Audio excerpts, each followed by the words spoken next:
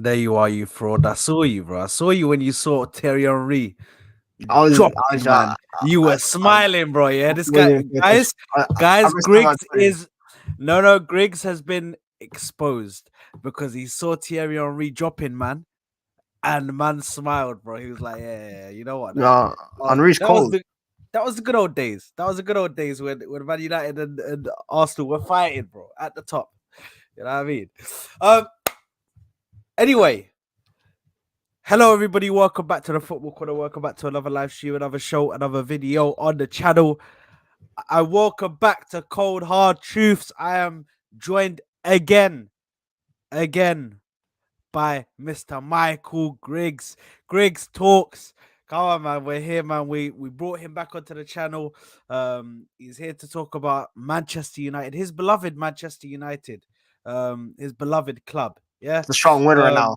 That's a very strong word. Beloved. Very strong. Strong Hey, words. okay. Hence, I use the word club because you love the club. Just you love your team. You just don't really like the people who are handling it at the top, and then the manager that's overseeing things, the players that are playing there. But listen, we're gonna get into all of that. But big up to you, my bro. How you doing? You good? Doing good. Been actually like I'm not gonna lie, I was worn out from yesterday from A-listers. Cooking Hamza for an hour long was very tiring. I'm not gonna lie. The absolute bald fraud that he is. But yeah, that was very tiring. But other than that, I'm doing good. I saw Holland scored 5 goals today. So it's great for the weekend. That's amazing. Just in time for him to get in tune for Sunday, isn't it? Absolute fraud. That's why I hate Manchester City, man. I absolutely hate that club. Is he loaded? Is he It, loaded? bro, bro, I knew it was gonna happen, but anyway, we'll get to that game later. But yeah, I'm doing good, bro. Hope you're doing good as well. Nah, all good, man. All good. Good to see that you're well, my brother. Um, and of course, we're here to talk about Manchester United. We're going to be talking about INEOS. What hopes there are for them to turn Manchester United around. Obviously, try and get them to get back to winning ways. We're also going to be talking about top four race. Which, listen, you are still in it. You know what I mean? 3 points. Your 3 points. Well, actually, they got a game in hand on you guys now, actually. So could be a possible 6 points. But listen, points on the board are better than games in hand. We all know that. I'm also going to be talking about just overall what your thoughts are on this on the season, because I think it's a while since we spoke. Last time we spoke on this exact same show, it wasn't too pretty. I think you were just like heavily depressed, and then man was just going off on every single player. Marcus Rashford got the full front of it, bro. But talk to me, man. Talk to me about so far what the season's been like, man, because you started to have a bit of a, I'd say, it kind of went up. Form was good. You were winning games. You know, Hoyland looked like he was scoring every game. But give me your thoughts on this, on the season so far since we last spoke, obviously. Um Um, you know what? I always thought the 21-22 season without Ragnick was the worst season of my life. So long. It was so tiring. It was my senior year at college. I had to deal with both things. That was the season from hell. Yeah, somehow, some way, Eric Ten Hag has managed to make this season worse than that season. Because at least that season, you're like Ragnick's an interim. He's gone at the end of the year. It is what it is. This guy, Eric Ten Hag, this season has been depressing. As a football guy, just some of the things I'm watching is like confuses me. I have a headache every single time I watch Man United. Big up Sam in the comments. he's Thoughts on such them a for watching. fraud. He's But such a fraud, yeah, bro. it's a season from hell, as I like to call it. It's a very long season. Thankfully, there's only 13 match days left. We're probably gonna lose in the cup tomorrow. One less cup competition to worry about, in my opinion. Honestly, I just want the season to end. I don't know when the last day of the season is. May 28th, whenever it is. I'm really hoping that it's as soon as possible, so I could just start planning for the summer. Don't have to think about United for 2 months. I'm not even going to the preseason games here. I'm not going all the way out to California to watch this stupid team. So I'm just hoping the season ends. But yeah, it's a whole mixture of like negativity from the players, from the especially the coach. I'll get into that later. But it's just been a terrible season, which I didn't expect because obviously coming in after last year, finished third, got a trophy, went to 2 finals. You're like, okay, looking decent. Just try to sustain that top 4 form. I didn't really think that we could like compete with Arsenal and City. Obviously, Liverpool went back to their regular ways. So I'm like, just try to secure top 4. Mm, So consistency. But the most consistent thing about Man United is their inconsistency. That's mm. pretty much it. That's the one thing you can say about Man United. Their consistencies in being inconsistent. Yeah. You know, even because obviously you were a bit grounded because you were going for top four, or you were hoping to consistently go for top four, get that top four spot again.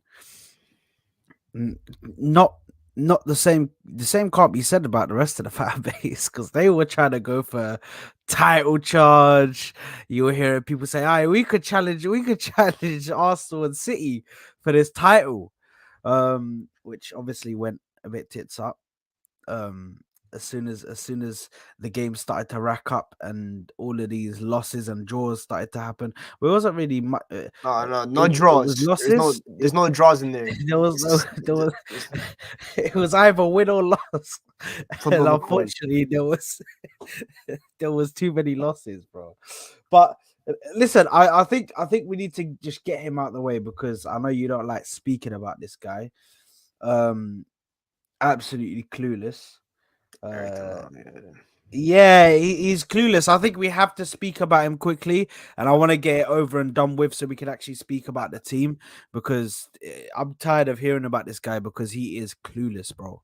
He is clueless, bro. In my personal Unlike opinion, unlike my fellow friend Staffy, aka Top Red Staffy, as this gimmick that he's doing right now. he got He top needs red to, stuffy. he needs to give that up. But unlike him, I'm pretty much consistent with it. With Ten Hag, this might be the worst coach I've ever seen in my 15 years of watching football. I've never seen a guy that had the hype that he did, the research that I did into seeing how he would coach and stuff like that. The what's it called? Mm. The excitement I had when he came in as a coach. He's my number one choice. I'll always admit that. No problem. Some people get stuff wrong. Um, Always a top choice. And to the way that after a year, how this has all turned around to him being the worst coach in Premier League history, in my opinion, when you really look at it pound for pound, the amount of money that he spent. Saturday, I said a bunch of stuff on Saturday. The first thing, the football that we play is illegal. I want the United Nations to open up a petition to arrest Eric Ten Hag for fraudulence on the football pitch. I think that needs to be said. There needs to be certain styles of football that just need to be illegal and shouldn't be put on people's televisions, especially people in America that wake up at 10 a.m. Or as my boy CK did, wake up at 7 a.m. to watch certain games. That's That should crazy. be illegal. Um, but yeah, I just don't understand how he went wrong tactically. I never asked for him to play Ajax football. Would have I liked Ajax football? Yes, it looked good on the eye. But the more and more I think about it, when I look at that Ajax team in the modern day, most of them are crap anyway. Ziyech is in Mm. Turkey. De Jong is Barca fans are trying to push him out the door every other day. De Ligt is like fifth choice center back behind Eric Dyer at Bayern Munich. Who else is there? Donny van de Beek is getting kicked off Conference League squads for Frankfurt on loan. So that team was just not good anyway. So low key, we got hoodwinked. And the moment I thought about it, I'm like, this guy lost. This guy blew a 3-0 lead to Spurs in the UCL semifinal to Mauricio Pochettino. The red Mm. flag should have been alerting in my ears from the very beginning. But I believed in him. I'm like, okay, you know what? This is the right step for him, yada yada. And now this year, for any like, bro, he's even confusing the smartest people I know on Twitter like that, like do tactical analysis. He's even confusing them. Even the most optimistic Ten Hag people are confused by somehow how his coaches yesterday was Monday, right? On Monday Night Football in England on Sky Sports, Mm. they dissected the defensive system. It makes no sense. One, the center backs aren't pressing. The center backs aren't pressing. They're stuck on They're stuck on their edge of the box. The midfielders are pressing the striker. Or the midfielders is pressing the opposition center backs. My forwards aren't pressing. My fullbacks aren't back in the press. So you have a disjointed pressing that doesn't work. So instead of just getting away from that and just playing a low block or something like that, I would really give him more credit if he just said, I give up with this shit. Right now, we're just gonna play in a low block or a mid block, and we're just gonna hit people on the counter. That's fine by me. Exactly. Don't do that, bro. Do that. Just say you don't got the facilities to coach this players with that system. It's okay. You would have had more time, but now it's TikTok time. Eric Ten interim, as I like to call it, because he is getting sick at the end of the season. I've heard a lot of I've heard a lot of news the last couple of days that it's really the writing's on the wall with him, and it's really unlikely that he's able to salvage it. It would have to take top 4, which I think is really out the equation. It would have to take winning the FA Cup, which was not happening. Let's be serious. So yes, Ozan Kabak, he's an imposter. I've always said this, bro. There is a 50% chance that Eric Ten Hag either got concussed over the summer, or he got kidnapped by Frank de Boer, and Frank de Boer took over him as coaching Man United. It's one or the other. I don't know which one it is. Frank de Boer is crazy. So it's one or the other. Can I be more positive? You know what? Yo, see, this is what Staffy has done to the people of YouTube. He has convinced people that we should be positive about Man United, while my coach is saying, look at the bigger picture. The bigger picture is in black and white, silent movie in 1930 type vibes. There is no bigger picture. I don't see the bigger picture. The bigger picture that I envision Man United is Eric Ten Hag back at Groningen, playing over there, bro. He should be managing over there. Go ahead, Eagles. Whoever he wants to go manage. Go over there. The bigger picture with him at Man United does not exist. There's a better chance of me being in the bigger picture as manager than Eric Ten Hag being in the picture as manager. I'll do a better job. I'll even have coaching badges because they're like they're mad OD to get. But bro, the simplest guy can see what's wrong with it with the system. But a guy he's old too. He's not like some new kid on the block. He's an old manager. He's been managing for a decade. It's not like he's Javi Alonso who's been managing for like 2 years. He's been managing for a decade and he can't tell what's wrong. Brother, you are a veteran. This is why I question UEFA. We have to set new rules on how to get coaching badges. We need to look at the system. Something has glitched. People are getting through the system and getting coaching badges when they don't deserve them. Clearly, bro, it's not even that, bro. He's a Pep. He worked under Pep, bro. No. How do you not? Did he not? He was like the reserves coach. He was like the reserves coach. He was never even his assistant. So yeah, but bro, you don't pick nothing up from that, bro. Like pick up something from Pep, bro. Just pick something. Just sit there, listen to him, bro. Have a look at what he done, bro. Look what Arteta's done, man. Arteta practically took his style, bro. He took everything, bro. Why not take that and try and improve on it? Try and try and make it your own, bro. Instead of this guy is your most confusing. Listen, I agree with you on a lot of stuff that you said about him. I think he is the most confusing coach ever. The most confusing coach ever. By the way, big up to Phineas as well. Big up to Phineas as well. But also big up to Sereda. Good morning. Good morning to you wherever you are. I think she's from the Philippines. I think she said she's from the Philippines last time. Is it morning there? Anyway, big up to you, Sereda. But he's the most confusing manager for me because this guy, I've never seen someone switch from play style to play style to play style to play style. And in some games, he just goes in and it doesn't even look like there's a play style. It looks like they're just freestyling. It looks like he's just put the players on the pitch and said, right, you guys do whatever the hell you want. You guys just do whatever you want. Yeah, I'm going to sit here and just shout at you guys and just do I'm just gonna do hand signals. Yeah, I'm just doing hand signs. You go out there, do whatever you want to do. He always goes like this. He rubs his chin. No, he does, bro. Why? Whenever they look, whenever the camera pans to him, why is he always like this? Exactly, bro. No aura, man. Like as if they've just plopped some random guy from the Netherlands, bro. They picked up some random bull guy from Amsterdam, bro. They just dropped him in the middle of Old Trafford, bro, and said, "Right, you managed the game for one game." But yeah, I listen. For you guys, it's not really good at the moment with Ten Hag. And I know. Listen, it's like beating a dead horse now. I think he's at this point. Everybody knows he's going to be gone. The fact that the ownership and we're going to get onto him. That. Except him, he don't know it yet. He's so convinced that he's here next year.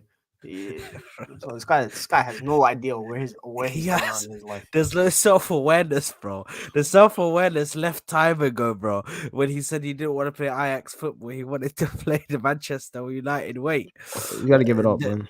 The self-awareness was gone, but. I want to speak about the players because I know you got some stuff to say about the players. I saw your outburst on Staffy's channel about Bruno Fernandes. I'm so tired of that guy, bro. So tired of that guy.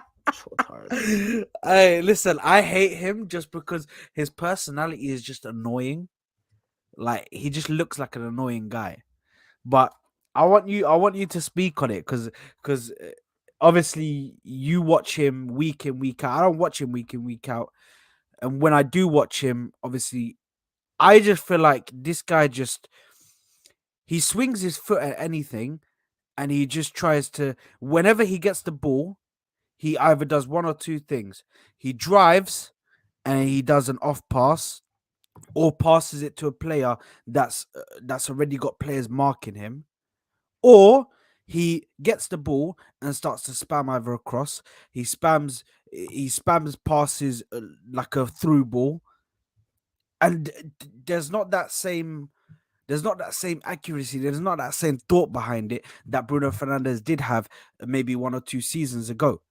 Where he was accurate with his passes, you knew where he was trying to pass. He was doing those beautiful passes where he'd find players, and it was KDB esque. You know what I mean? Where you don't know how he's done that pass. You didn't even see that pass on the TV until he done it, and you were like, okay, fair enough. But what's your thoughts? Because you watch him day in day out, bro, week in week out. I think Man United, the club should apologize to their scouting team.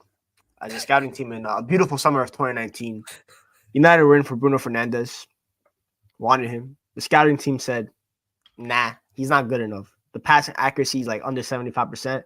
He ain't going to cut it here.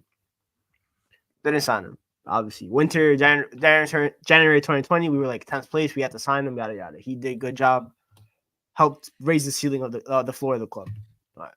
6 years later, 5 years later, whatever, how many years later, Bruno Fernandes is the worst player that I have had the privilege of seeing at play for Man United. When you really think about the responsibility that he's been given as captain of the football club, I've said this pretty much every single stream I've been on since Saturday. Everyone has like a love-hate relationship with certain things. Me with Man United, for example. Bruno Fernandes, look at this fucking fraud, bro. It's absolute fraud, bro. So tired of this guy, man. I'm so tired of this guy. The way he came in and said, Grigs, can you be more like me? So tired of this guy, man. Oh my By the way, this guy God, literally bro. 3 weeks ago, I put top 4 in my title, and he's like, "Give it up, bro. What you're doing clickbait titles?" Yeah. The same guy, by the way. I will not let him get away with this gimmick. It is my personal mission to make sure that Staffy does not get away with this gimmick. Anyway, back to my point, Bruno Fernandes. Bruno Fernandes has a hate relationship with the football. There is nothing that he loves about the football because he literally just snaps at it every single time. There is no weight of anything. There's no appreciation. We've had this pure football debate the last couple weeks of Eden Hazard. Bruno Fernandes is the antithesis of a pure footballer. There is nothing pure about his footballing game. It's all ugly. Every single part of the game that he plays is ugly. He can't run. He can't dribble. He can barely pass. All he can do is just hoof it down. Bro, there was a point where Rashford hadn't even started his run, and Bruno had already passed the ball. Why, bro? I never seen someone hate it. And I just don't understand. I've always said this about Bruno. I don't like. All jokes aside, you can't put up the stats that he did without being like a decent footballer. There's got to be something about you, right? Yeah. But every single player has an expiry date at a football club, and Bruno Fernandes' expiry date has the moment has come upon us for him to finally leave this football club. Yeah. I've always said with Bruno, the most he could get you is top 4. He's done that 3-4 times now, 3 times for Man United. That's the ceiling. He cannot be a top 5 player on a title winning team or a title contending team, let alone title winning team. He's 30 now. He's about to be 30. So his physical prime's already dwindling. He didn't even have any physical attributes to go with. So he's slowing down already when he's already slow.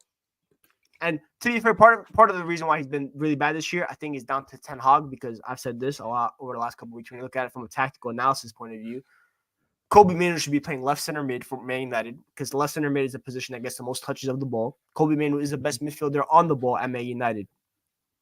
What does Ten Hag do? He makes Bruno Fernandes play like he's Andrea Pirlo.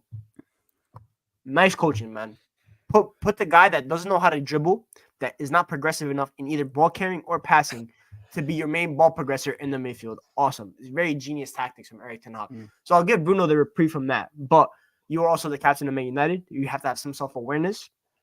Sometimes you just have to ignore your coach's instructions that he tells you just to play a lot vertical, to play very vertical. Sometimes you're the captain. You're the one that's meant to take this thing out of the game for us, not play at 100 miles per hour constantly. So first of all, I don't think he even has a temperament to be captain. The way that he acts, it's very annoying. Every day flopping, diving, as they say, as diving for football. And he always constantly yelling with the refs, bro. Sometimes just give it up. Just sometimes just give it up. What about a certain Christian Eriksen? You know, I went a month without seeing Christian Eriksen play this year, and it was the greatest month of my life. It was such a blessing to not see him play. Bro, no disrespect to Christian Eriksen. He's a great player. He had a great Premier League career with Tottenham Hotspur. Was a great player. But in Erik Ten Hag's, in Manchester United, in a system that requires pretty much you to run for 90 minutes constantly, we have a guy that doesn't know how to run. He can't run. It's okay.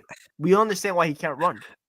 So it's really on Erik Ten Hag for putting him in as a 6 on Saturday when you had a guy on the bench, aka your countryman, Amrabat, who you made me go through a whole transfer saga this summer. I was stuck in a transfer saga for Sophie and Amrabat. I used to be stuck in transfer sagas for world-class players.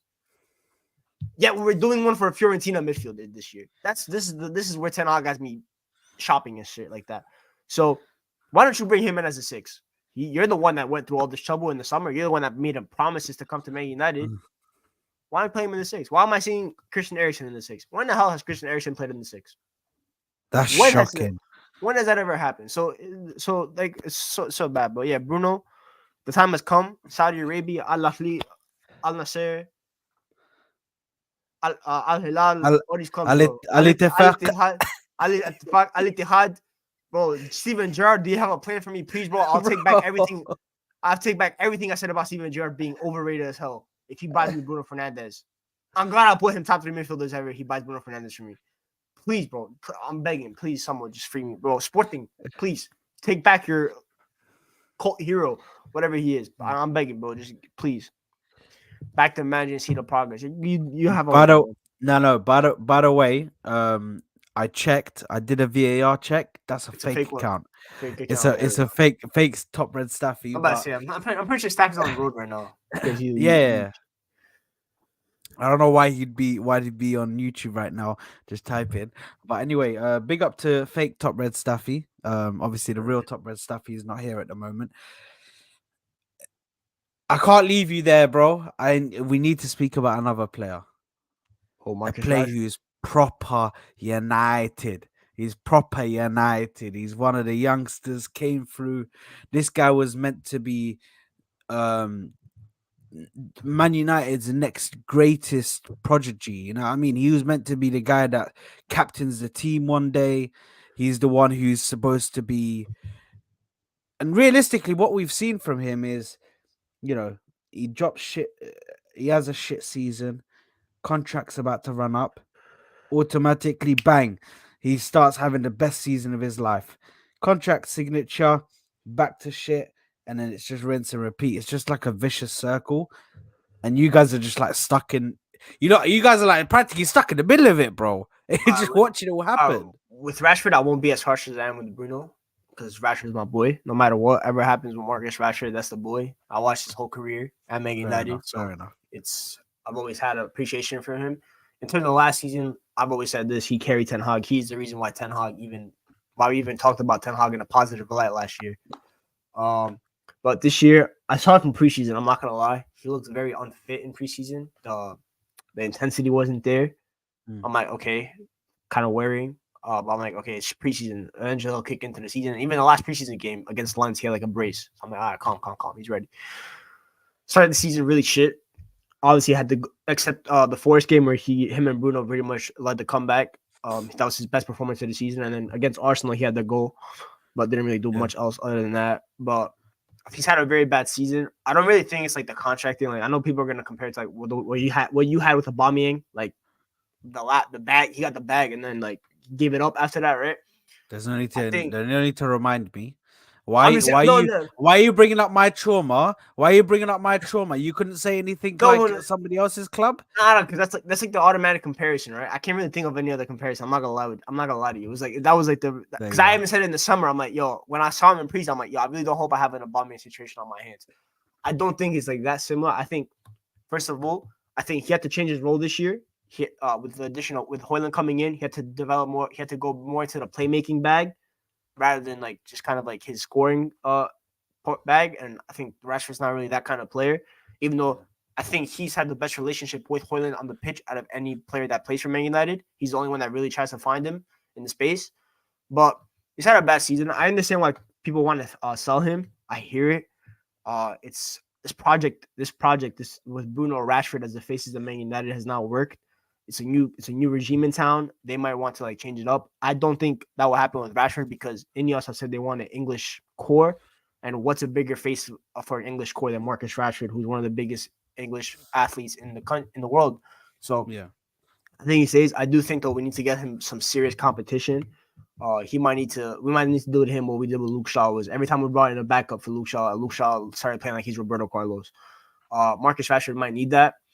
But I hear why people have like the concerns with him. I hear the off the ball issues, but bro, when you look at the stats and stuff like that, Hoyland and Rashford average the most sprints out of every single player in the Premier League. They run so much off the ball because we play so vertical. Bro, he can't do that and then track back like he's Martinelli at the same time. That's too taxing for a player. This system is very taxing for players, and Marcus Rashford I guess just kind of tries to save his energy a little bit. I understand why there's some concerns because sometimes it does look like he just honestly doesn't give a shit. But there's some instances where like he just can't track back. It's just not possible for him to track back. So I hear it, but it's a tough situation. If an offer comes in from like PSG, for example, who after Mbappe is leaving of like north of 80 million, I'm like, it might be time, right? Even for Rashford, I think even for Rashford, like we see all the hate that he gets from Man United fans. Some is warranted, some is not from a certain fan channel. So even with him, it's like I would understand why he would want to leave. Like it hasn't worked out at Man United. We're gonna go into another rebuild. He's about 26 right now. He's entering his prime soon. He's gonna want to win big things. He's got to cement himself a legacy at the end of the day, right? So he might look at PSG like I might just go there. It's gonna be a whole new rebuild over there too. I might be able to have more of like a say in there. But I think he wants to stay at Man United. He loves his football club. Even though people somehow think that he doesn't, they need to give that up. It's ridiculous to even question about his love for Man United. And yeah, he just has to really step it up. I think this season is going to be a wash. It's not as bad as the 21-22 season. That was the worst version of Marcus Rashford you'll ever see. That cameo against Atletico Madrid in Champions League was the worst thing I've ever seen in my life. That I got to that point where that's the only time I ever said in my life I want to sell Rashford. Like I want to sell it. Like I wouldn't even hesitate to sell him. But last year, he proved that he can carry the club to a certain extent, and I think he deserves. I want to see what honestly. I think whatever coach comes in is going to want to use Rashford, but his profile is like so rare. It's like if you can get the best out of Marcus Rashford, you can be such a dynamic team, and I really hope he stays. I want to see what he could do under like another manager. I think this year, there's reports of him being a little frustrated with Ten Hag. That came out today. It was from the Sun, though, so I'll take that with a pinch of salt. But in every rumor, there's fuel to the fire every single time. No matter what the rumor is, there's always some truth to it. So I think it'll be interesting. But for United fans that say they want to sell Rashford, but you hate him, why every time you say you want to sell him, do you always say, bro, I hope we get 80 mil for Rashford? If he's shit, then you don't get 80 mil for him. So make up your mind. He's either shit or he's good. I've seen that, bro. I've seen that. Bro. I'm like, how you in the same? You say you want him sold because he's shit, but in the same breath say that you want 80 million for him. How does that make sense? Yeah. If Let me he's tell you shit, something. If Marcus Rashford is on the market, there will be a whole bunch of clubs that are in for him. Your club will probably be in for him. I'm sure Arteta would love to get his hands on Marcus Rashford and see what he can do with him. Barcelona would want him. PSG, obviously, we said would want him. Even a Bayern Munich next to Harry Kane on the left wing would probably want him. There's a bunch of clubs that want him. But I mean, if he does leave, I hope it's out of the Premier League. I could not see Marcus Rashford play for another Premier League club. That would really hurt, in my opinion. Mm. So it's not even AOLC for a double. Give it up, bro. I don't even see him playing for another Premier League club. No, I don't see that. I don't think he'll do that. I think I think it's he's got PSG. It's yeah. PSG I think United. PSG, especially with the Mbappe news. I think if they don't get Osimhen, it's gonna be Rashford. They're gonna go for either one of the two because I know he's on that list as well. Rashford, I think he's second or third on that list, from what they've been saying. Like he's one of the favorites. He's pretty high on the list, so they definitely want him. But let's leave you away from the players that have been bad. Let's talk about some good ones, man. Let's talk I mean, about there's only two. There's Rasmus only two. Hoyland, yeah, and Kobe Mainu. Because first of all, Kobe Mainu this season absolutely brilliant. Um, I think the last game, I think he was poor, but I think was it the last game or was it the game before? I don't remember. There was one game where he played poorly. But Hoyland? no, no, not Hoyland. Manu. Menu. Oh I yeah, don't he know had a whether bad it game. was He had a last bad game. game. He had a bad game against And Fulham. What was it? but the thing is, I don't even blame him because there's only so many good performances you can have when what you have around you is shit. Like even when Saka had shit around him, yes, he'd have good games all the time, but he'd have like bad games because like bro, I'm too young to be carrying this whole team on my back at times, which I feel like Menu was doing at times, literally carrying the team on his back when he's the one who's trying to progress the ball. He's the one who's trying to defend. He's doing everything, bro. He's doing everything. He's even going on runs and scoring goals, last minute winners for you against Wolves. So let's start off with Kobe Manuel. We'll finish off with Rasmus Hoyland before we move on, obviously, um INEOS. to Ineos and the ownership. Yeah. But give me your thoughts on them, bro. Manu, that's my boy. I wanna take a lot of credit for Kobe Manu in terms of like the prop that I've been pushing for him since the summer. Everyone kept telling me, "Who is that? Who is that?" Well, now you know.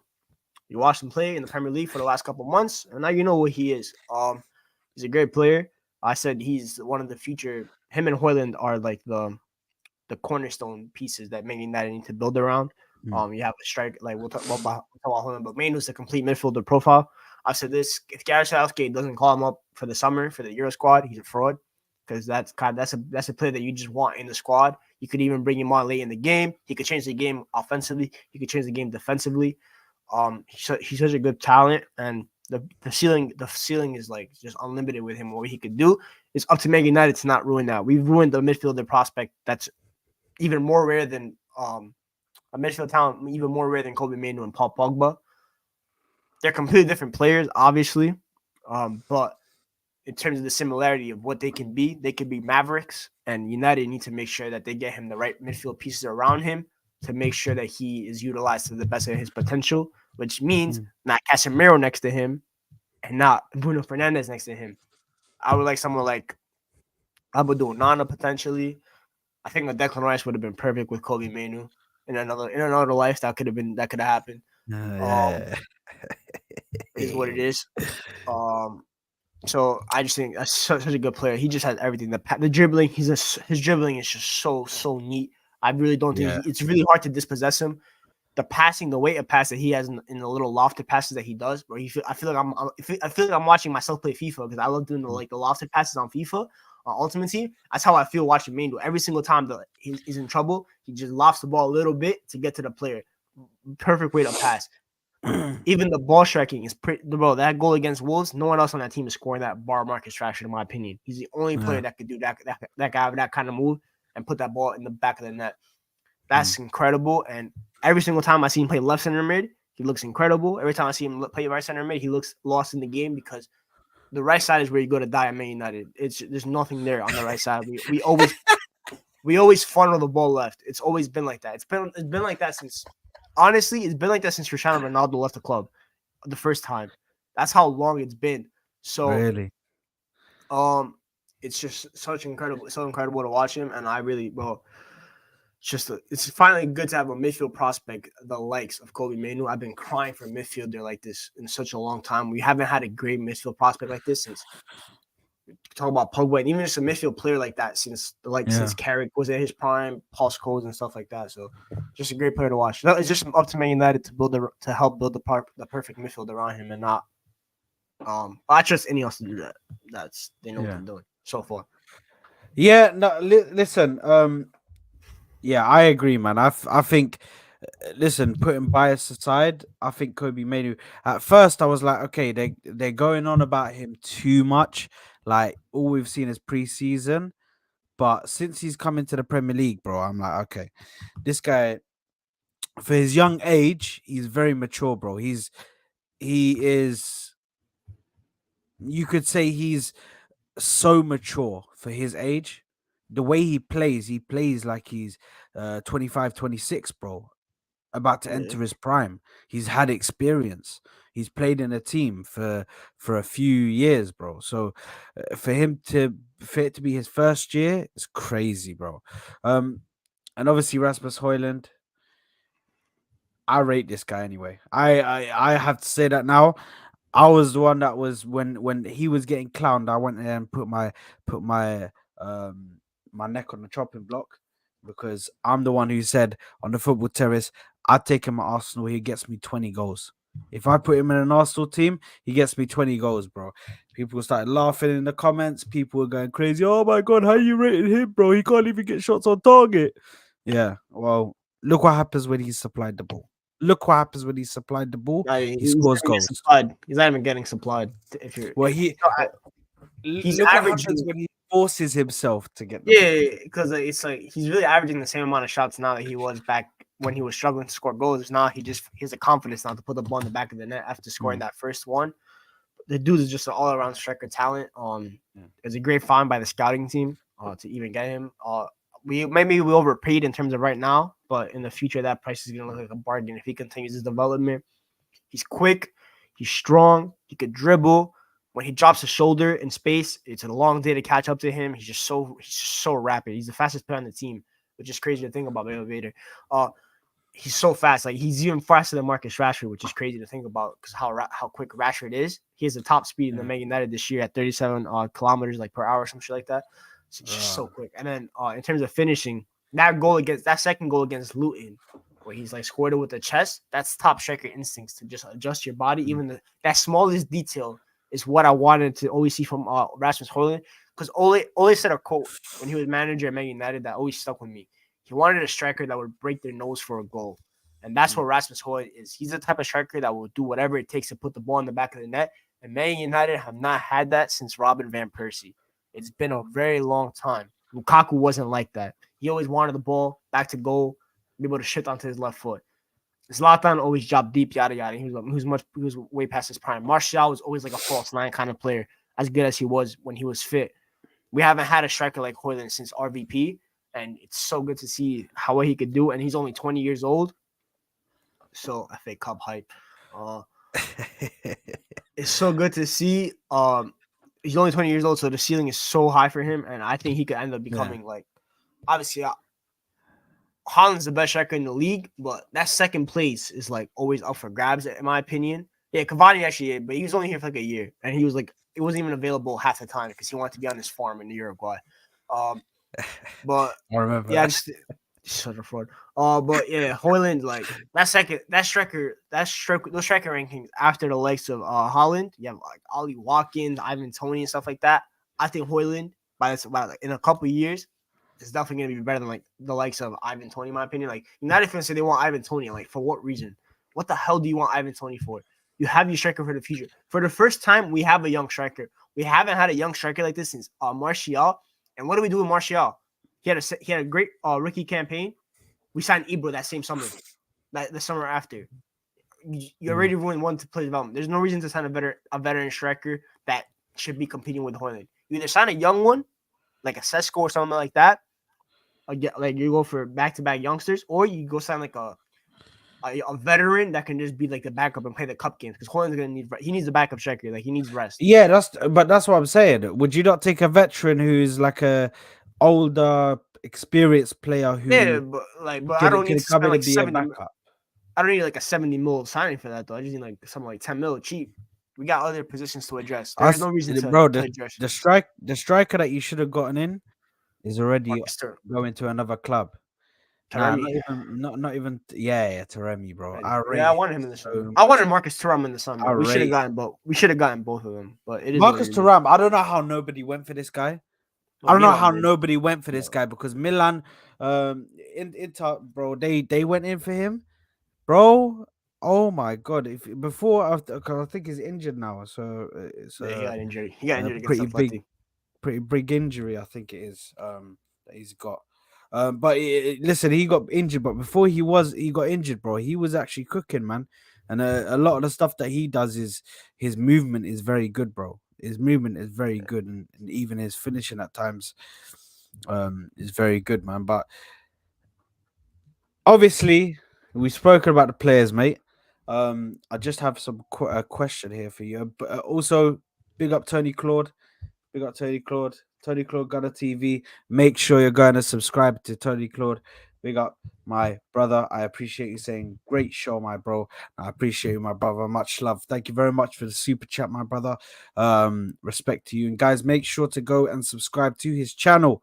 Loads of Arsenal content there, man. So make sure to go do that for me. Big up Tony Claude in the building. We also have another question.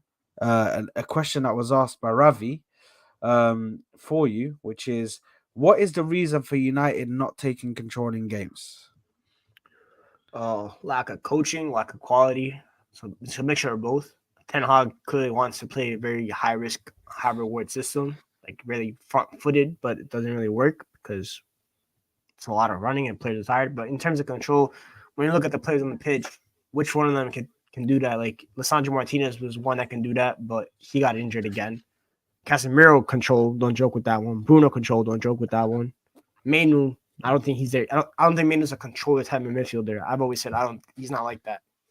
So there's no one really to control, but coaching is a big issue because if Ten Hag told him sometimes just keep your eye on the ball, just slow it down a couple of times, they would be doing that, but they don't. And I refuse to believe that the players are not listening to the instructions because they were listening to him last year.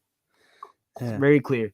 So and he hasn't lost the dressing room yet because there's a report today saying that or yesterday that there's concerns about motivation from the players. Let me tell you something. I've seen what a Man United team looks like that's given up on their coach when they down tools. The team has not down tools yet because they fight every single game. They're not a group that's unmotivated on the pitch. They're a group that's lost on the pitch because they don't understand the tactical instructions. That's the issue. It's not that they've down tools because they down tools for Ole at the end. That team had given up. Under Ragnick, they down tools immediately. That team had given up. This team, the only time I questioned it was against Villa at home, but then we made the second half comeback. I'm like, all right, cool. These guys are fighting every single game. Because we went on an 8-game winning streak just before this one. It's like, what? Just because we lost one game, all of a sudden they're unmotivated again. I doubt it, bro. Nah. I listen. I think I agree with you. I think they're fighting for this guy, bro. I think they're fighting for this guy, and they wanna keep on playing for him. And it's just it's that, but don't forget though, because we're gonna talk about INEOS. These guys are also fighting for their jobs because it's a new regime that has not signed any of these guys. It's a whole new thing for them too. Their ass is on the chopping block just as much as Ten Hag is. There's a reason why Brailsford's at every game watching like a hawk, bro. It's always focused at the game. Like I haven't seen a dude smile. So these guys also are playing for something because they're playing to get a bigger move in the summer, like a Harry Maguire, for example. Like he's trying to get a bigger move than West Ham. Scott McTominay's trying to get a bigger move than Fulham, for example. And some of these guys are trying to fight for their lives at the football club to stay and to show why they deserve to stay. So it's a mixture of both. But you must love that though to see the ownership. Obviously, we'll get onto the ownership now, but you must love that though to see that he's at every game. He's watching closely with a close eye. Just to give my quick opinion on the ownership, I think the way that they've handled coming in, the way that they've handled getting the right people in, i.e. Omar Barada, they're looking at getting Dan Ashworth from Newcastle. bringing him in as well. I think it's brilliant. What they're doing, you know, what I mean, they're trying to get the right people in. They're trying to fix it from the top. You know, what I mean, the problem with Manchester United has never really been a majority of the players and the managers. It's really all stemmed from the top because the top was a mess. You guys had financial experts, bankers, and businessmen that were out here making footballing decisions, bro. You might as well put a masseuse in charge of a $1 billion company that works in electronics and tell him, okay, start making business decisions. Yeah, start making decisions on what kind of electronics we should sell in this company. Bro, it's a masseuse. They don't know nothing about electronics. Same exact thing with these financial experts that you're putting in charge over a football club. Yeah. Yes, they know business. They definitely don't know football. By the way that they went at it, they were only looking at profits, and that's all they were trying to look for. They were looking at profits, and they were looking at commercially how much they can make, how much they can maximize from the club.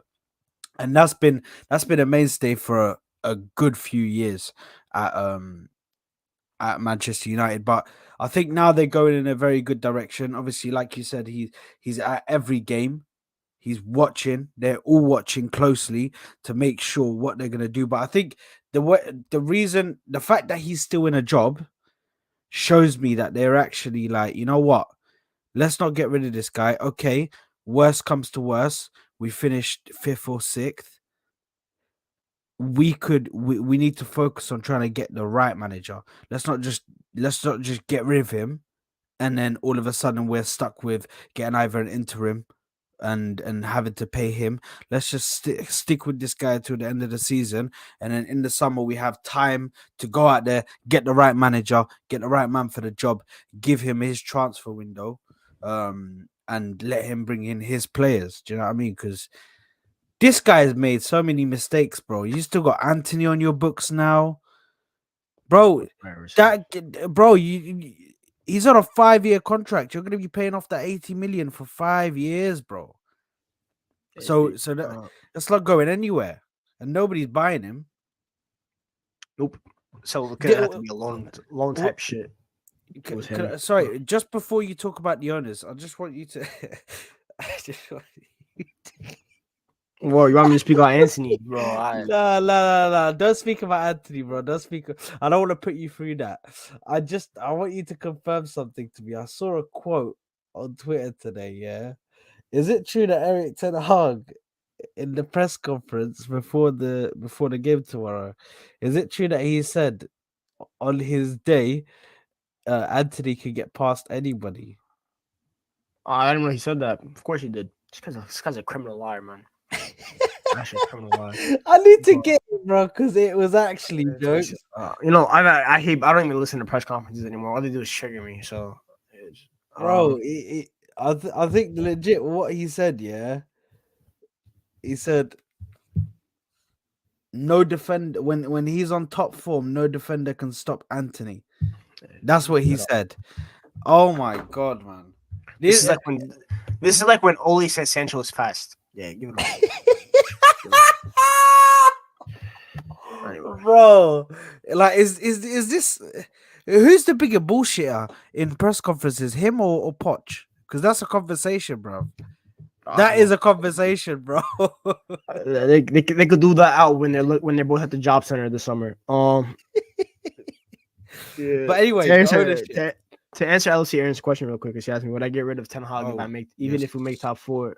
Yeah, I would get rid of him even if we make top 4. For me, he needs to leave no matter what happens. I've always said this, like, I just don't see a future with him. INEOS Ratcliffe has mentioned a 3-year plan, as we get into him now. 3-year plan to get back to like competing for the Premier League. When you look at that plan, I don't think Eric Ten Hag has the facilities and capabilities to make that a title contending squad. I just don't see it. Tactically, he can't do it. Talent, he can't do it. It's just something that just for his sake too. Like, just bro, if you 2 years, you're at the job for 2 years. Obviously, it was shorter than expected, but top 4 both years, you can at least leave with your dignity a little bit. just go out like that, bro. There's no reason otherwise. Yeah, but I would give it to him no matter what happens this year. But with Ratcliffe said everything right so far. Everything has been positive. I always the thing with like Qatar was like I wanted Qatar originally because just like the money thing, like that is so the opportunities were limitless, like right, so, like, anything could happen. But I always said with Ratcliffe, when I listened to him talk and some of the reports, I said if he comes in and he hires the right people, I think he'll succeed here because it doesn't take a lot to fix Man United. Whether people want to believe it or not, it's really just about getting the right people in the structure and just getting the right players, and the results will come. We have the money to fix all our issues. We're not like a smaller club that just doesn't have money. Like it's gonna take a very long time. We have money to use, but to get the right players instead of just throwing money, hopefully sticks on the wall like the Glazers did. But yeah, Ratcliffe has so far the Omar Barada. Contrary to what Hamza believes, that Omar Barada wasn't a big influence in the City executive group. He was the chief football officer for the City group, not just Manchester City, for the City group, which involves like 15 clubs worldwide, including local here at NYC, New York City FC, Girona, Troyes, teams in Australia, all these clubs. He was the chief football officer. He was at Barcelona as well when Pep Guardiola was there. He was in charge of like the sponsorships and shit like that. So he's a top CEO. He's a top businessman. And the way he speaks is really like positive. I saw a couple clips, like why they didn't sign Harry Maguire, for example. They're like, if we take a gamble on a player like that, right, and it doesn't work, the consequences are very severe and not worth the risk when it comes to big money signings. You have to be 100% certain or don't commit to the money. They didn't commit to Maguire. A summer later, who did they sign? Ruben Dias. The rest is history. It's that kind of mentality I need. Omar Bardo also has another mentality. It's 2 years maximum at a club. If you don't perform within 2 years, you're out the door. A lot of these Man United players would not be here if that motto has been used for the last 10 years. Most of them would have been out the door after year one. Forget getting a second year. So that's a good mentality. But that's the CEO aspect of it. It's good to get all these guys in, but at the end of the day, though, these guys are just executives. They're not going to be the ones doing the talking on the pitch. They have to get the right players that can back up what they're trying to sell to us. But with Ratcliffe, he has been talking a little spicy because I've always said this. Football is cyclical. Every team has their good runs, and every team has their bad eras. For 20 years, Manchester United were on top. They were arguably the most successful team in the world, not just England. We had 13 league titles, multiple Champions Leagues. It was incredible. And then we lost the guy that was all behind it, and it was very hard to adjust. And we didn't have the right people to lead life after Sir Alex Ferguson. And we had a bad decade. But eventually the cycle spins back to the success. And that success might not be this year, might not be next year, it might not be the year after. It might be in 5 years. But Manchester United one day will be great again. And I think it's gonna be under Sir Jim. He's a very old guy too. It's not like he's some young buck. Like the dude don't have that many years left in him, knock on wood for his health. But he's here to win now. He's not here to win in 20 years. He's not top bully, 8-year project, yada, yada, yada. He's here to compete. He said 3-year plan. I want to knock certain teams off their perch. He wants to knock Liverpool off the perch, and he wants to make sure that there is no debate about which club represents Manchester. He wants to take back his city, as I always like to say. And a first step was that with Omar Barada. And I have no problem. A lot of people saying, why are you kind of gassing up City like that? Bro, let's be serious. We all know Man City right now are the model that needs to be followed, that you look up to in the Premier League. Some of it is the shady stuff, but in terms of like the way they went to go get world-class people in all aspects. They looked at what club was successful when Abu Dhabi bought the team. They went, Barcelona are the model club. So what did they do? They went and got Barcelona's guys. So Ratcliffe's like, I see City are like the top dog right now. Let me go get Omar Barada because he's the one that was available to go get. Obviously, you couldn't go get Bergenstein and stuff like that. Those guys are leaving. So like, let me go get the best possible, best available guy. Did that. Dan Ashworth. For people that don't know, Dan Ashworth is a top executive. He's the reason why people say England might have a golden generation on their hands in terms of all this talent. Is because of Dan Ashworth. He's the one that was in charge that the FA entrusted to help get England back to where they at least were competing for in the early 2000s, because the 2010s for England before the World Cup 2018 was a very, very spooky time. Dan Ashworth got all these young stars, the Fodens, the Chos, the Sanchos. When they were young, they were the star. Everyone, Bukayo Saka, all these guys. Dan Ashworth had a big part. Brighton under Potter, it wasn't Win Stanley that started everything that Chelsea got. It was Dan Ashworth, and eventually he went to Newcastle. So Ratcliffe said he wants the English core. What better guy to build the English core than the guy that knows the most about English players? Dan Ashworth. That's smart business right there. That's incredible business, because this Ashworth will go get me the best possible English possible. I'm looking at Jareth Branthwaite. He's my favorite center back prospect in the Premier League right now. English. I expect to get him because Dan Ashworth, whether he's here or not, I think we get him no matter what. But with Ashworth, it might be a little bit easier. But I expect Ratcliffe to succeed at Man United. He's talking everything. And first of all, the dude's just a successful businessman. He's the richest. I don't know if he's still the richest guy in England, but at some point he was the richest guy in the country for a reason. I think he is. I think he is there you still go. the richest English. There you go.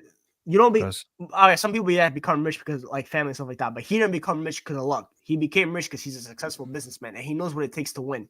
Even if you look at Nice, he struggled early on. It was a tough adjustment. But look at Nice now; they're competing for top 4 in France. They have a young coach in Nico Farioli.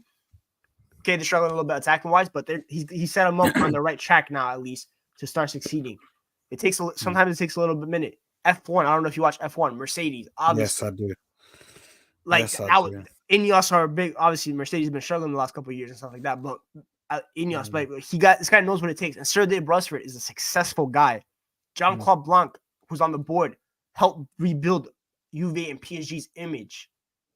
United need obviously to reshape their image. So these guys have what it takes. He wants to make the new stadium, the Wembley of the North. The way the guys, he's talking a big game. I trust him to back it up right now. So it's good. And the one thing I'm happy is that I'm glad Todd Bowley came into the league, because he showed everyone what you should not do when you're building a new project.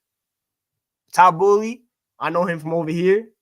He ain't Sir Jim. He's not successful like that, bro. He ain't, bro. What Sir Jim is to England, Todd Bowley ain't nothing like that in America. Sir Jim, if we want to quantify what he would be to in America, it's closer to the likes of like Jeff Bezos, Elon Musk, like those kind of rich guys right here. Bill Gates, that kind of stuff. Sir Jim is big and is a massive figure in England, and Man United is his boyhood club, and I think he knows what it takes to start rebuilding it. And he just said, I'm gonna make sure I get world-class people in every single available position. And he also said one last thing. He said, to succeed in life, you need to be ruthless. And United have lost that. They haven't been ruthless in a very long time. We were the most ruthless club ever. Sir Alex Ferguson was the most ruthless guy ever. If you did, bro, the guy sold. Roy Keane argued with him. The captain, leader, legend of Man United. Eventually, he got fed up and tired of him, kicked him out. David Beckham, who he says is like a son to him.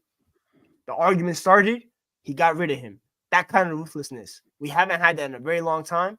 And Sir Jim, I trust, will bring the right figures to make sure Man United are successful. And like I said, it might not be. I don't think it's going to be within the next. I don't think United are going to win the Premier League, obviously, within the next 3 years, right? I think we're very far ahead. As long as Pep Guardiola is here, I still find it very hard to see anyone beating him to the Premier League.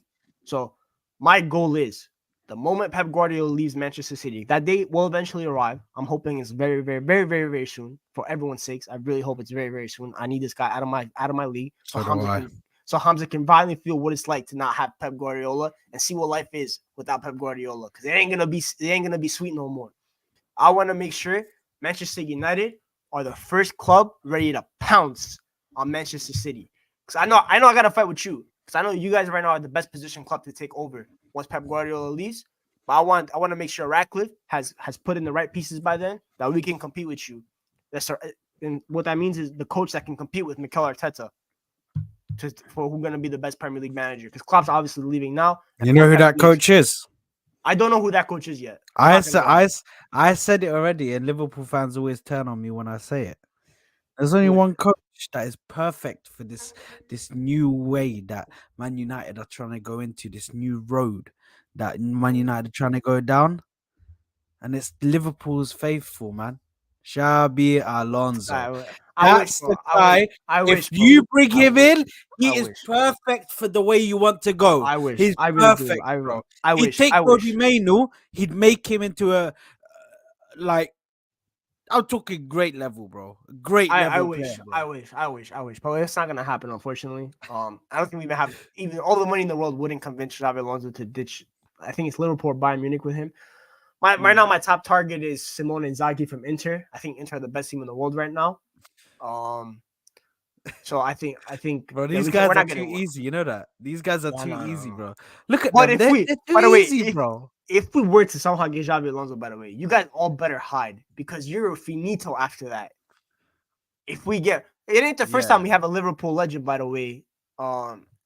Coach United, Sir Matt Busby was a Liverpool player. I'm Big pretty up sure. Saad Busby, bro. He was a So Liverpool player as well. it ain't gonna be it, but it ain't gonna be all that. But no, this season down links today. No disrespect to Zinedine Zidane. I think he's a great coach. I just don't think he's the right coach for Man United. I think He Zidane. won't come. He Yeah, won't come. he All wouldn't it want to is, come. no. It's not even because of Man United. He won't I want to know. come because he won't want to become because of the whole doesn't want to learn English thing.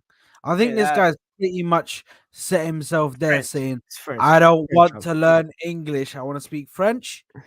Okay? Yeah. Or if you can speak Darija. That's it. No, Okay? yeah, but no, That's the only one. it's really for me. Like I want Simone Inzaghi from Inter. I think he'd be the perfect coach. I think he plays beautiful football. He's adaptable and he knows what it takes to win. In my opinion, um, I've heard the Nagelsmann shouts the last year. No, the last week or so. I'm fine with that. I wouldn't be opposed to Nagelsmann. I think he's still very young, so like he still has a very bright future. I'm not really gonna take stock what happens in the Euros. International football is a whole different monster from club football. That doesn't really affect my decision. Ruben Amorim, I hear it, but I'm scared. I'm scared of repeating Ten Hag mistake. I really like Ruben Amorim. I love a 3-4-2-1, by the way. That's my favorite formation in football. He coaches that. I love that formation, but I'm scared it's just not gonna work at Man United with him. I really think he should go to Chelsea instead. I think that's where Ruben Amorim should go. And what's the last name I heard people say? Hansi Flick. Miss me Hansi with that, Flick. I bro. was just about to say, you haven't mentioned Hansi Flick yet. Miss me with that, bro. Miss me with that. I'm good off that, bro. I've always said Nah, Hansi. come on, man. Bayern six. It wasn't he the one who done the sextuple? I've always said that 6-2 was the most overrated thing that people gas up in world football, bro. No disrespect, the state of football in 2019-20 was absolutely diabolical. That was Manchester City's worst season. That was Real Madrid with Benzema and Ramos as the two leading scorers. Barcelona were washed. Liverpool got knocked out in the Champions League by Atletico Madrid. Otherwise, I think Liverpool could have gone toe to toe with that Bayern Munich team, right? Atletico were just mentality monsters. They got the job done. So, also Robbie, no Tuchel as well, bro. No, yo, if Nagelsmann is the only German manager I'm considering. No Thomas. Yo, I'd rather keep Ten Hag than bringing Thomas Tuchel. I'm gonna be real. Yeah, Thomas Tuchel is crazy. If it's Thomas Tuchel or no one, keep Ten Hag, bro, and just wait a year for the next guy because I really don't think anything. I don't think anything that Thomas Tuchel can bring to my football club that will really help me. I really don't. Unless Kylian Mbappe is coming through them doors to play for me, then Thomas Tuchel can come, right? Because I have a generational talent. Other than that, no, thank you, bro. You guys can have him. Liverpool, you need a German manager after Klopp, by the way. You keep the tradition going. There you go. You can have him. Keep it going, man. Have fun with that. But yeah, I just think I don't know who the coach is, man. Usually, like with Ten Hag, I knew right away he was the guy I wanted. It was him first choice, and I'm like, Graham Potter. It seems interesting. I'm like, we'll see. But yeah, it's just I don't know who the guy is. INEOS have a plan, but obviously they're keeping their cards close to their chest as they should. No need to really know it. We'll leave that for the ITKs. But we're not getting Potter either. Give it up with that. I think Graham Potter takes over for the England job after the summer. Bro, forget about Potter, bro. I That think guy's not made for big clubs, bro. He's not I made think for he's big taking clubs. I think he's taking the England job this summer. After I think Southgate's out. I think this is Southgate's last tournament and stuff like that. I think Graham Potter. I think Graham Potter. For that, bro. Yeah. I'd rather stick forks in my eyes than sit there and watch the football of fucking what's his name again? Gareth Fucking Gareth Southgate, bro. Southgate ball. Oh my god, let me just put some pins in my fucking eyes and watch that, bro. I'll probably have more fun doing that than fucking watching the I'm football. saying That if it wins you a these trophy this year, if it wins you the Euro, then it doesn't matter. bro, this is all I hear, bro. This is all I hear, bro. They say to me, "Oh, look, he's the one to get us. Look at his conversion rate to get into finals and semi-finals. He gets deep in competitions. I couldn't give two flying fucks, bro, because he still bottles them at the end. What the I fuck? mean, I for still don't England, forgive him for that Euros, bro. England should be making the final this year, no matter what. Like, it's unless they run into France like in the semifinals or something, like they have to. Like that team is way too stacked. Me and CK did like a early squad prediction, bro. You could have a Foden, Bellingham, Rice midfield. That's crazy. That's literally three. That's three insane Bro, talents. that's the dream. That's the dream midfield, bro. Trent But at I right don't. back. You Bro, have Saka, Kane. It's a crazy squad. It's a okay, crazy stacked team. these guys had Scholes, Gerrard, and Lampard, bro. Do you really think? And them guys Do didn't want to you play with each other really though. think? Do you Them guys really hated playing think with each that other though. they could do that now? Bro, They bro, them fucked that. bro, them guys hated playing with each other though. Don't forget that. These guys are all best friends. Bro, Luke Shaw sees Actually, you know what? Luke Shaw sees Bukayo Saka and he starts blushing. That's how crazy. That's how much he loves the guy, bro. These guys are all best friends. Like Saka, like Shaw with Rice, like all these guys are all best friends. They all grew up together. Don't forget that. Like they all You play. know what? Yeah, I know me and you are both pricks because we're very old school, and I know me and you both hate that shit. In terms of what, like you guys. I mean, I hear Do it you sometimes. do you hate the fact that every single player is friends now? I'm a bit kind of Roy Keane about that. I hear it. I I don't hear. like them being all buddy bro. He I plays for say Man this. United, bro. I Fuck the see Man it. United, I bro. see it. I see it is. There's certain situations where I am annoyed at, like when it's like a pregame tunnel and it's like a derby, and I'm seeing the Yes, Hogs. That pisses me off. But when it comes to like international camp and stuff like that, and they're like being chill, that's calm, bro. You do you. But when it comes to like when they're representing their clubs that's before what the I'm game, talking about, yeah, I don't want to see that shit. I'm not gonna lie. It bro. pisses me off. Last year in the title race, and we're sitting there with half time at home to Manchester City, and I see Erdegaard and Haaland laughing in the tunnel. I'm like, you clown. At that point, I think it was 1-0 or 2. No, it was 2-0 at that point. Yeah, What the fuck are you doing laughing with the guy in the fucking tunnel, bro? Get the fuck out on the pitch. Don't look at the guy. Why are yeah, you talking to I him, hear. bro? I hear You know when it what I comes to that, mean?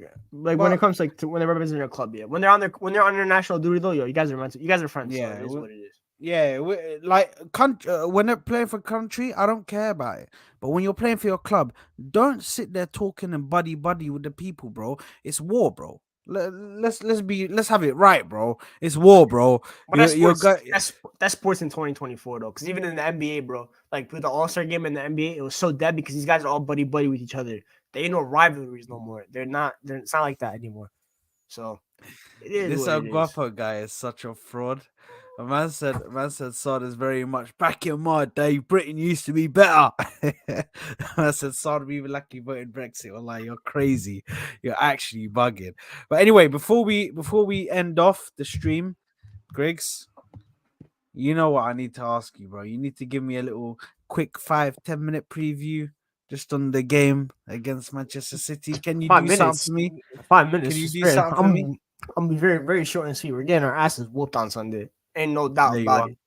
We're There getting our you are. asses whooped. There's no reason for. So Bro, I hope for Griggs to give me some belief, guys. This is how fraudulent this guy is. I hope he gives me some belief that I can believe in Manchester United to go there, put performance out for me. Khalas, he bro, comes. I'm pulling up to the Etihad with Amari Forson at right wing. Do you really trust, bro? You really, bro? We have no Hoyland. We have no Hoyland on Sunday. It's peak. Casemiro's injured too. He has a concussion. Bro, we ain't doing shit. It's peak for you, bro. Liverpool and Arsenal fans, bro. This ain't the game that United are gonna do something for you guys. I'm gonna be real. If we somehow manage to get a draw, I'll be really surprised. I've always said this about Pep too. This absolute fraud that he is. Against every other team in the league, he'll experiment. Julian Alvarez midfield, Rodri by himself, literally by himself in midfield, yada yada. Kovac, all this experimenting that he is. Like he's like some mad scientist. Against Man United, Rodri, Bernardo, KDB midfield. Done. That's it. No experimenting. You There is know no what? experimenting. There is You're no right. experimenting. He goes try hard, bro. He goes try hard. We are the most important game to him every single year. I promise you that. Whether we're shit or we're good, he needs to make sure he beats us. He hates us. He really does. He's adapted. He's adopted that by being at Manchester City. He hates Manchester United. You got the So Mank energy, bruv. so he You hates got us, the bro. And Mank it's energy, bro. bro. Holland hadn't scored until today. Back to back games in a minute. I guarantee you against Man United, he's putting up a brace. Lindelof left back. Is that who you're trusting, bro? Bro, we're shit. We're not helping you guys. You're better You off know waiting what? for City's next game. Whoever You City know play what? after us, I'm gonna still have belief in these United boys. I hope that they can do something for me. You know what I mean? And by the way, there's listen, one game I predict that we're gonna have something to say in this title race, and it's Liverpool at home. When Liverpool come to Old Trafford, Klaus farewell, I guarantee you we have something for them. We got something for Liverpool. Manchester City, we don't got nothing because it's at the Etihad. inshallah. Against you guys, depending on what the title situation is at that point, if it means that you guys beat us and you win the title, so Manchester City and Liverpool do, fine by me, bro. Beat me. I don't care. That's calm. You're the lesser evil. I don't want to see Liverpool win the league, and God forbid we let Hamza do a 4P. Nah, God forbid. God You forbid, know? bro. God forbid. We gotta hide. Don't mention We all that, gotta. bro. Don't We gotta mention hide, that, bro. bro. Don't It's peak. mention It's that. peak. That's the tough. But all I'm saying, yeah, is I hope we do. anyway Oh, I hope we do, bro. Manchester Because United, that if boy, anyway Manchester bro, United he's gotta hide draw for me on Monday, bro. He's or gotta hide win, for me. He's gotta hide Monday for me on is Monday. gonna be scenes, bro. Griggs is Bro. gonna be walking in there, even though Griggs' club was falling apart with the managerial situation. He's gonna walk in there with chest. Man's gonna be like, yo, Nah, bro, he's gotta hide for me on Monday. He better not drop points to me because yesterday he tried to do this underdog gimmick with me. I'm like, because Hamza said this to me, like, you look at me as your role model, and then it's like, but we're the underdogs against you. So I'm like, if you're my role model, so when I look up to someone, I'm meant to be the underdog. I'm meant to be expecting to be the underdog. Give it up, bro. So if we get a point against him on Sunday, and God forbid if we win somehow, some way, Hamza's gotta hide from me. I'll come to England and roast him if I have to. Trust me, yeah, I will roast the living hell out of him. He does not all want to right, see me because he thought yesterday was bad when I cooked him. He's got a whole nother thing coming because he knows how to trigger me. So he triggered me yesterday. Now I know what. Now I know. I have that. I have that thought in the back of my head. If I get one over on him, it's finito for him. Because I don't listen to the waffle that he does with his professor facts and shit like that. Because I know my facts too. I ain't because just because he watched ball in 1985 don't mean shit to me. When watching Rude Hullet and them guys, that bro. 85 is crazy. I don't mean shit to me, bro. I don't follow the model when the old head speaks, you listen. F that shit. I'm gonna make sure I cook him on Sunday. The Monday, whatever it is. You're listen. You're gonna have to. I think for the cause, you're gonna have to, bro. Shit, get me on that lock on Sunday, bro. I'll do double duty if I have to. I'll cook him on Sunday. Yeah, you know what? Send me I the link. might have Send to. me. I Send me the might link for have a to couple do that, minutes. bro. Yeah, Send me the link for a couple yeah. I minutes. have, bro. If that happens, it's on Sunday, isn't it? The game Yeah, is it on Sunday? It's on Sunday, yeah. Khalas. So if that happens, I'm gonna have to say to Hassan, bro, we're gonna need to drop Griggs the link because I think Griggs needs to be here. He has to be here. I understand he's on 8 listers, but we have to do it 2 times in a row, bro. 2 times in a row because that fraud needs to get cooked. After he sat there back in Chelsea after their horrifics, and he tried to make me believe that they were a big team before the money. I saw it. I was like, I mean, what? They're not. Don't fall for it, bro. They were a cup team. They were a cup team. They used to do something in Europe. They weren't a big club. No, they weren't like a big club. I'm not gonna say like they were a big club, but they were like they were what Spurs are now in terms of like they were like. So back then it was like it was the three teams, right? Liverpool, United, Arsenal, the big three, right? I mean not City. Chelsea were like the one right after. They were the little bro back then in terms of that. Eventually they became big. Eventually they joined the rank of big bro. But back then they were little bro. They were a cup team, but that same cup team managed to knock you out there in your missable years in the Champions League. So you gotta hold. So you really got to bring that up, you fraud, yeah. You Shout really out got to Wayne bring Bridge. that up, yeah. Fuck Wayne Bridge, yeah. I know that he didn't like John Terry's face. I know that for a fact. Yeah, you fraud. How about that, Wayne Bridge? I Yeah, was I was hold 3 years that. old, but hold that. Oh, look at this absolute fraud. Because this is how you know Chelsea 101 is an absolute fraud. This guy should be put in jail. Why, when we're talking about Chelsea knocking us out in the Invincible season, this guy's like, big up, Saad. Why does he turn up all of a sudden when we mention knocking us out in the Invincible season, Chelsea? Why does he randomly turn up, bro? Chelsea 101, you were in here this whole time, bro. As soon as he mentioned that, all of a sudden it's big up Saad. There you are, you fraud. There you are. Okay, he did just arrive. He did just arrive then. You came at the right time, bro. Pause. Pause. Yeah. But literally arrived at the right time because we just literally mentioned about your club knocking us out in the Champions League on the Hold that. Invincible season. That was a shocking display, man. But anyway, listen, that is it for Cold Heart Truths. Griggs there. Thank you very much for joining me, No my problem, brother. brother. I always appreciate it. It's always brilliant to have a chat with you. Guys, make sure to stick by, make sure to smash the like button on this video, make sure to subscribe to the channel. In the description, go and click on Griggs Talks. Go and click and go and subscribe to him. All you have to do is go and click on it, click on the link, bang, subscribe, done.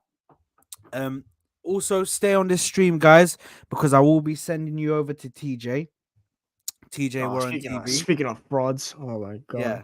god. Um, TJ Warren TV, he's doing it's one of those things. He's doing it's one of those things. So when you go over to TJ Warren TV, I want you to what should we get them to spam, Griggs? Get better at FIFA. There you go. Okay, spam get better at FIFA. Okay, that's from Griggs. Get better at FIFA. That's what you guys have to spam. If you want to spam get better at FIFA, spam that. If you want to spam Sard's raid, spam that. Yeah. But we will definitely do that. But guys, I've been Sard. He's been Griggs there. Make sure to smash the like button. Make sure to subscribe. We'll see you on the next one. Peace out, my people. Laters. Peace.